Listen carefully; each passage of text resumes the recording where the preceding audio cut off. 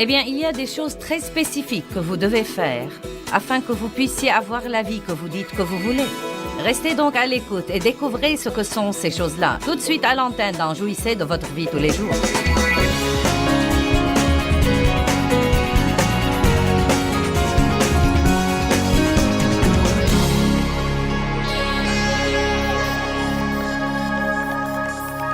Allons à Matthieu chapitre 10, verset 37. Je vais vous dire ce que sont ces clés que vous voyez ici dans un instant. Nous allons nous amuser ce soir.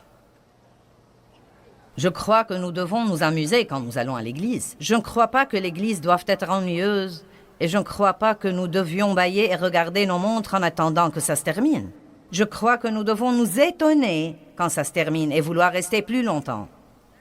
Matthieu 10, 37, il dit « Celui qui aime et apprécie son père ou sa mère, plus que moi n'est pas digne de moi, et celui qui aime et apprécie son fils ou sa fille, plus que moi, n'est pas digne de moi. » Nous lisons et relisons ceci.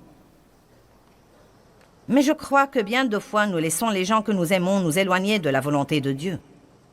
Je crois que bien des fois, nous laissons les gens que nous aimons prendre ce premier temps qui appartient à Dieu. Et c'est une très forte déclaration. Il dit, celui qui aime son père ou sa mère ou son fils ou sa fille plus que moi n'est pas digne de moi.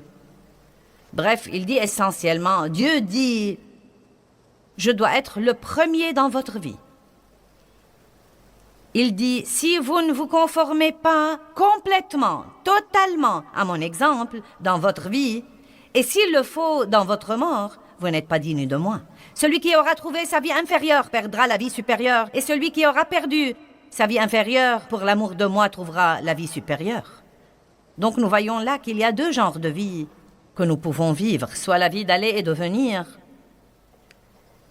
cette vie où nous avons des hauts et des bas, où nous sommes égoïstes et égocentriques, où nous faisons tout ce que font tous les autres, puis nous allons à l'église le dimanche, puis nous revenons au monde et nous vivons comme le monde. Soit la vie supérieure, soit nous pouvons vivre la vie Zoé, la vie que Dieu lui-même a en lui, la vie de stabilité et de justice et de paix et de joie et de porter du fruit. Et cela ne veut pas dire que vous n'aurez jamais de problème, mais que vous trouverez un endroit en Christ où vous pourrez d'une façon ou d'une autre endurer les mêmes trucs qu'endurent tous les autres et rester en même temps stable et rester dans le plan de Dieu et continuer à servir Dieu et ne pas faire les 100 pas tout le temps. Eh bien, je crois qu'il y a deux clés pour avoir cette vie Zoé. Deux clés. Deux clés pour avoir la vie supérieure. Passez un temps avec Dieu. Aimez-le d'abord. Plus que toute autre chose que vous aimez, aimez Dieu, puis aimez les gens. Je veux vous dire quelque chose. Vous êtes dans la catégorie des gens. Cela veut dire que vous devez vous aimer aussi. Non pas d'une façon égoïste, égocentrique. Je dis toujours aux gens, aimez-vous, mais ne soyez pas amoureux de vous-même. Il y a une différence. Notre enseignement principal ce soir dit de ne pas être égoïste. Donc quand je dis « aimez-vous », je ne dis pas de vous adorer tout le temps, mais je dis en fait de vous respecter assez pour amener les autres à vous respecter. Ne laissez pas les autres vous marcher sur les pieds. Respectez votre personne. Occupez-vous de vous-même. Occupez-vous de votre santé et de votre corps. Occupez-vous de votre pensée. Occupez-vous de votre vie. Faites les choses que vous aimez faire parce que sinon vous finirez par être rempli d'amertume et de ressentiment. Ne soyez pas le centre de votre univers. Soyez disposés, soyez prêts et disposés à sacrifier quand il faudra sacrifier. Eh bien, je veux vous dire quelque chose. Je crois que l'Église est merveilleuse. Je crois que les chrétiens sont merveilleux. Je crois que l'Église locale est merveilleuse. Mais je crois aussi que nous avons de graves problèmes. De moins en moins de gens veulent aller à l'Église tout le temps, de quelque façon régulière. Le christianisme n'est vraiment pas respecté. Dans bien des cas, le monde croit que nous sommes une bande de mauviettes et un objet de risée.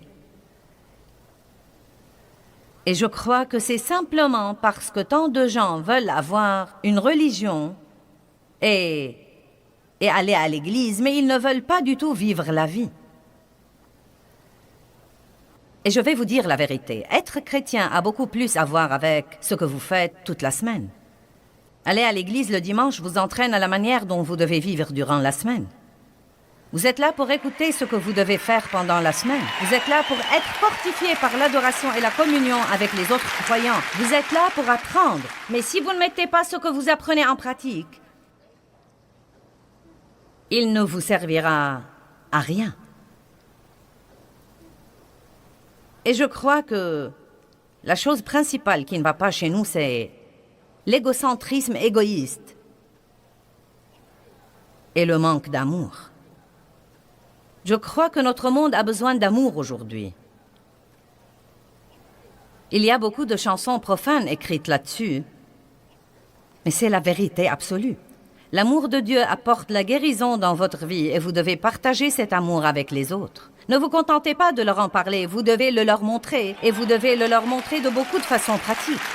Et pour les gens qui ont beaucoup souffert, vous devez parfois persévérer à leur montrer cet amour jusqu'à ce que vous brisiez finalement la dureté de leur cœur.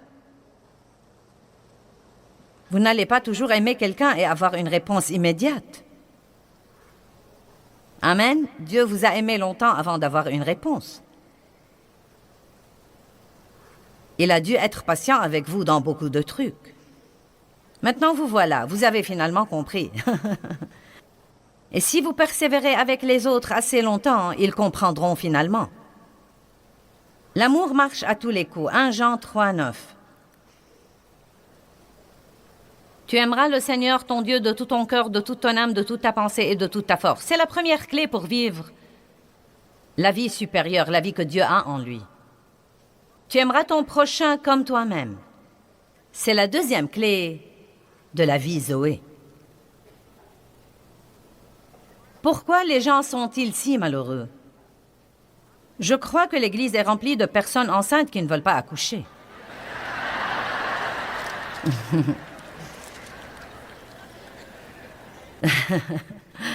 Je crois que l'Église est remplie de gens tellement saturés qu'ils n'ont plus de place pour quoi que ce soit. Maintenant, ils vont à l'église et n'en retirent rien, donc ils trouvent quelque chose qui ne va pas chez le pasteur et ils murmurent et se plaignent. Ils sont enflés par leur connaissance biblique et s'asseyent sur leur banc avec tous les autres chrétiens enflés spirituellement qui savent tout mais n'en pratiquent rien. Ils ont tout en eux, mais ils ne donnent naissance à rien. Allez maintenant, une femme qui un jour a été enceinte sait que quand elle est enceinte, elle n'a plus de place pour un autre bébé. Vous commencez à avoir ces petites contractions très minimes et vous vous dites déjà, mon Dieu, je me demande comment vont être les vraies contractions. Ensuite, vous commencez à avoir ces douleurs de l'accouchement. Et c'est cette dernière grande contraction. Et vous vous dites, je ne crois pas que je pourrais supporter ça. Imaginez dans quelle douleur vous seriez si vous refusiez d'accoucher votre bébé. C'est l'image que Dieu m'a donnée de l'Église en ce moment. Nous sommes toutes assises sur les bancs enceintes. Enceintes de la nature de Dieu, enceintes de ce que Dieu a mis en nous, enceintes de l'amour, enceintes du fruit de l'esprit. Mais nous avons si peur de devoir renoncer à des choses si nous y allions vraiment et que nous donnions notre tout.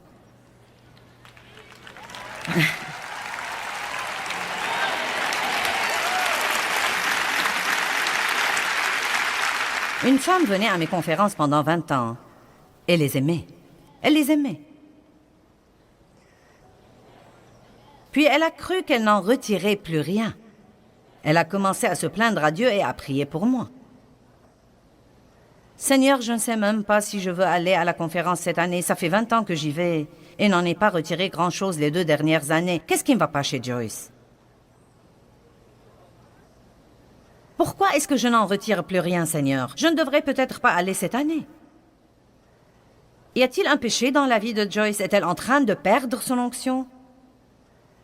C'est étonnant. Quand un chrétien est mécontent, La première chose qu'il fait, c'est de regarder ce qui ne va pas chez le leadership. Pourquoi est-ce que tu ne me nourris pas?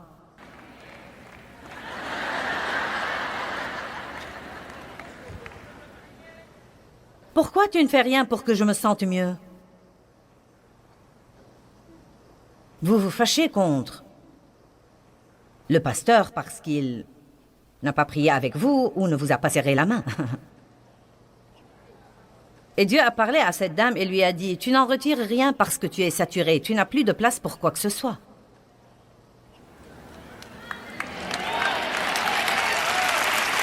Vous avez entendu? Dieu lui a dit, « Va cette année, mais va avec un motif différent. Ne va pas pour prendre, va pour donner. Va pour être une bénédiction. Va en étant prête, après avoir prié. Cherche quelqu'un à encourager. Cherche quelqu'un à qui tu peux offrir un livre. Cherche quelqu'un à qui tu peux offrir des CD. Cherche quelqu'un avec qui tu peux prier. » Elle est allée cette année et a eu la meilleure conférence qui soit. Elle a hâte d'y retourner l'année d'après. Vous pouvez être si rempli de connaissances bibliques et si rempli de Dieu qu'il ne vous reste pas de place pour quoi que ce soit. Et tant que vous ne commencerez pas à en distribuer, il n'y aura pas moyen que Dieu vous redonne quoi que ce soit. Jésus n'est pas mort pour que nous restions assis à ne rien faire et que nous soyons religieux ensemble.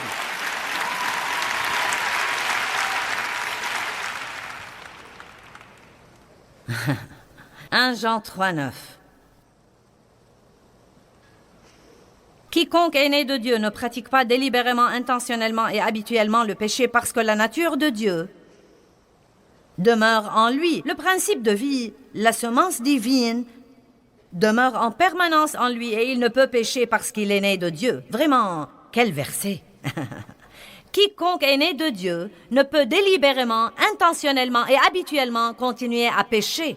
Pourquoi? Parce qu'il porte la nature de Dieu.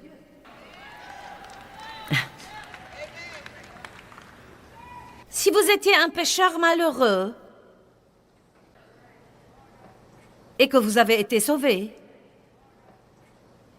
vous allez tout à coup commencer à culpabiliser pour des trucs que vous ne trouviez même pas mauvais autrefois. Et si vous ne savez pas vous y prendre avec ça, vous pourriez presque être plus malheureux qu'avant. Vous avez le réconfort de croire que vous irez au ciel, mais vous avez une guerre qui se déroule en vous tout le temps. Vous détestiez les gens et cela vous était égal. Vous ne saviez même pas qu'il y avait du mal à ça. Vous pouviez faire toutes sortes de trucs immoraux sans même vous sentir coupable. Mais maintenant, vous avez une nouvelle nature. Quand vous êtes régénéré, vous avez une nouvelle nature. Dieu vient vivre en vous. Si quelqu'un est en Christ, il est une nouvelle créature. Les choses anciennes sont passées. Voici, toutes choses sont devenues nouvelles. Maintenant, vous avez un combat au-dedans de vous parce que vous avez quelque chose de bien et de merveilleux et de saint en vous. Mais vous avez toujours votre chair qui combat. Pas étonnant que Paul ait dit « Quel est mon problème? Ce que je veux faire, je ne le fais pas. Ce que je ne veux pas faire, je le fais toujours. » Est-ce vraiment moi qui fais ça? J'ai cette chose au-dedans de moi et cette autre chose dans ma chair. Et qui fait vraiment ça, moi ou cette chose-là? Misérable que je suis. Je dis, je suis là. Je suis avec toi, Paul.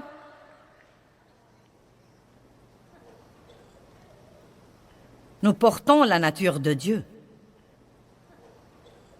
Tout le fruit de l'esprit, la patience, la bonté, la bienveillance, la bénignité, l'humilité, la douceur, la maîtrise de soi. Vous êtes enceinte de l'amour. Écoutez, les gens ont besoin d'être aimés. Les gens ont besoin d'être encouragés. Il y a en ce moment dans le monde des gens qui ont besoin de votre patience. Il y a des gens dans la circulation qui aimeraient beaucoup que vous soyez patient avec eux, plutôt que de voir certains des trucs que vous faites. Vous avez votre autocollant et vous jurez contre les gens parce qu'ils...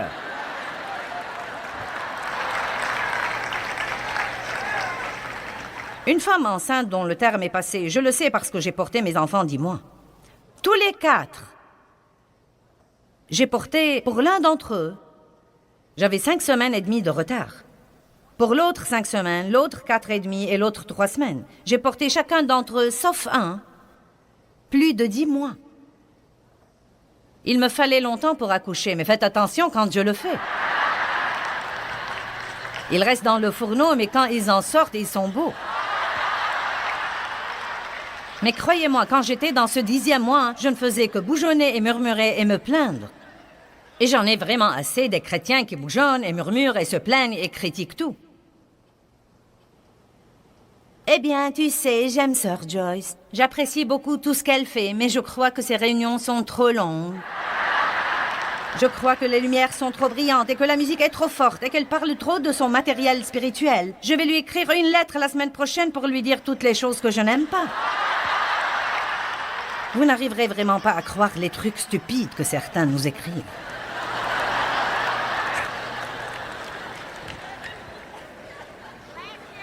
Non mais j'aurai 65 ans en juin. Je n'ai pas besoin de ça. Je fais ceci parce que Dieu m'a appelé à le faire et parce que je veux et j'aime que les gens aient une vie. Ne me dites pas que vous m'aimez puis vous m'écrivez une lettre pour me dire ce que vous n'aimez pas.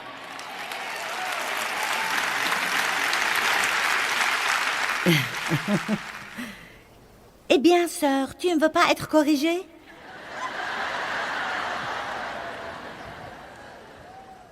Pas par vous.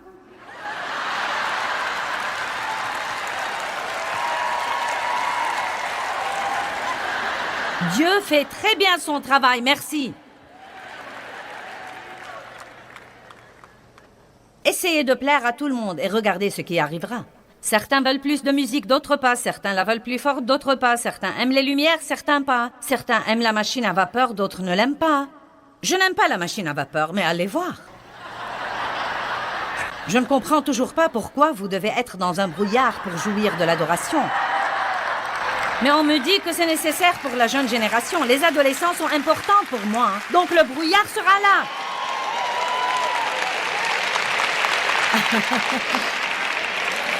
On pourrait baisser le volume de la musique pour mon goût aussi et chanter quelques hymnes de plus. Mais nous essayons de toucher les gens. Dieu ne m'a pas appelé à me bénir moi-même. Il ne m'a pas appelé à m'aider moi-même. Il ne s'agit pas de moi. Je dois trouver ce dont les autres ont besoin et leur donner ce dont ils ont besoin. Certains d'entre vous devraient sortir de leur petite barque religieuse et arrêter de paniquer chaque fois que votre pasteur essaye de changer un petit quelque chose. Écoutez, le message ne change jamais. La vérité est toujours la vérité, mais le paquet dans lequel elle vient devrait être approprié aux gens qui en ont besoin aujourd'hui. Et si nous ne leur présentions qu'un paquet religieux vieux et usé, qu'ils craignent déjà et dont ils en ont assez, ils ne voudraient rien écouter. Amen. Nous avons tous ces jeunes qui mènent l'adoration maintenant. Eh bien, disons-le comme suit. J'ai dit à Dave la nuit dernière, j'ai vu l'équipe d'adoration et deux des types mettaient des lunettes de soleil et je me suis dit, c'est déjà sombre dans ce bâtiment. Pourquoi mettre des lunettes de soleil? Un d'entre eux s'est montré dans une chemise sans manches et il avait des écharpes autour du cou malgré la chaleur ici. Ils passent plus de temps à défaire leurs cheveux que je ne passe pour arranger les miens.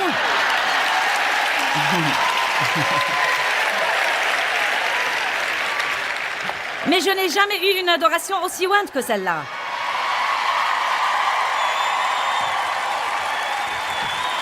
Dieu n'aime pas que le polyester. Le jean ne le dérange pas. Alléluia!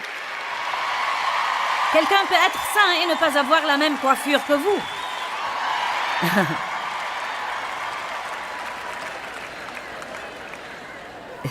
Et je ne fais pas tout pour moi. Arrêtez de vivre pour vous-même et vous serez heureux. Allez, entrez en labeur, tirez fort et donnez naissance à ce que Dieu essaye de vous faire faire.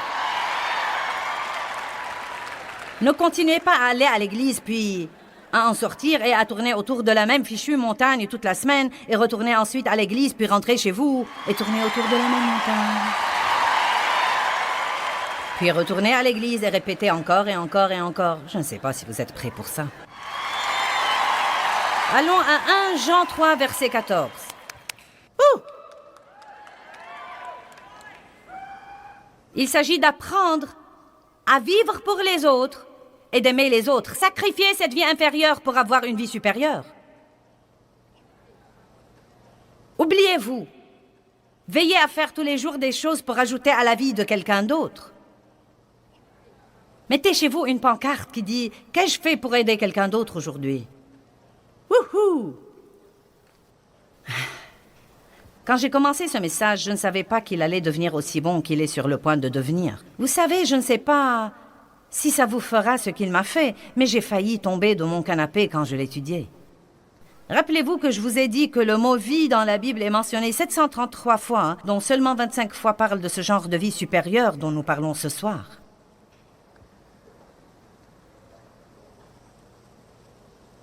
Première lettre de Jean, chapitre 3, verset 14. Nous savons que nous sommes passés de la mort à la vie. Vous voyez que c'est un V majuscule et non pas minuscule. C'est l'une des 25 fois. Il dit, nous savons que nous sommes passés de la mort à la vie parce que nous aimons les frères, les autres chrétiens. Ce n'est donc que quand vous commencerez à aimer les autres que vous aurez une vraie vie. Sinon, vous aurez juste cette vie inférieure avec un V minuscule. Cette vie où vous êtes malheureux, égoïste et égocentrique, et avide et jaloux et critique et irritable et grognon. Eh bien, je t'aime.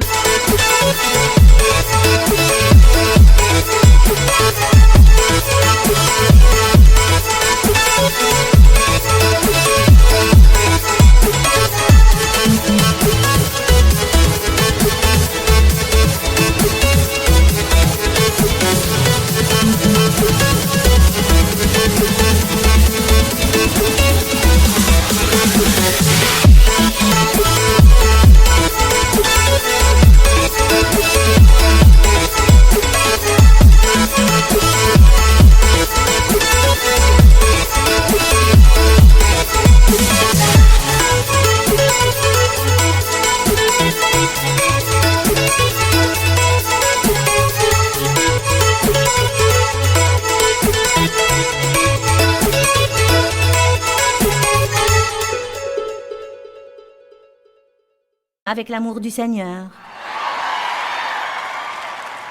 Eh bien, je dois déménager samedi. Pourrais-tu m'aider? Eh bien, tu sais, j'ai quelques plans le samedi. Je regrette, je ne crois pas que je pourrais faire ça.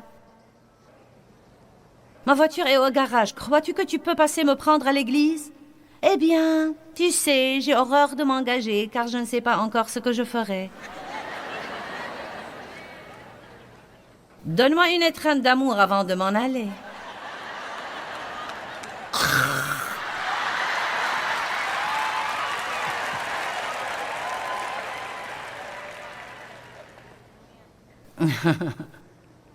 Wouhou!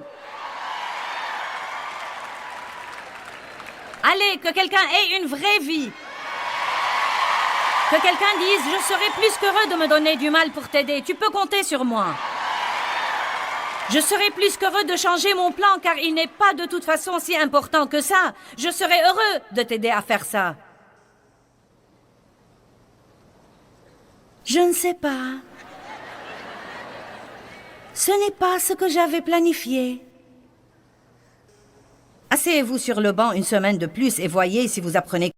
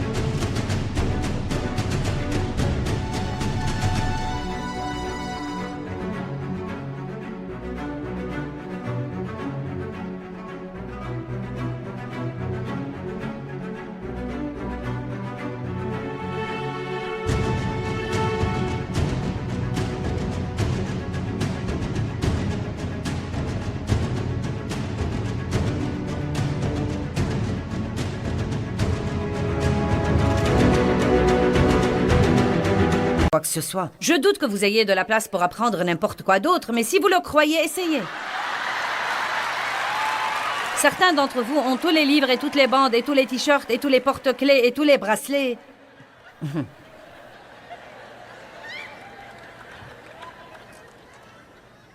Et vous êtes tellement malheureux. Il est temps de pousser.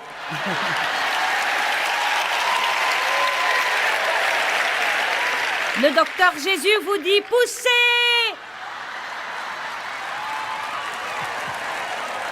Vous savez, vous aurez une vraie vie quand vous vous oublierez et vous commencerez à marcher dans l'amour avec les autres. Jésus dit, prenez votre croix et suivez-moi. Oubliez-vous. Ne pensez plus à vous et à tous vos intérêts. Et je vous donnerai une vie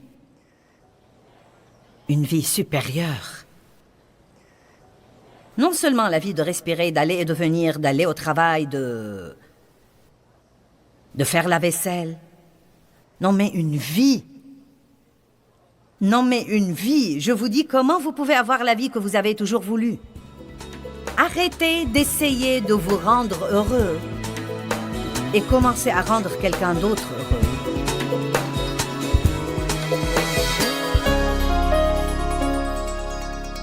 Eh bien, nous avons parlé de choses intéressantes aujourd'hui. Laissez-moi remettre l'accent là-dessus. Clé numéro 1. Que Dieu soit avant tout et gardez-le toujours le premier. Clé numéro 2. Aimez toujours les autres. Aimez Dieu, aimez les gens. Et quand nous focaliserons sur la vie d'amour, beaucoup d'autres choses s'arrangeront par la suite.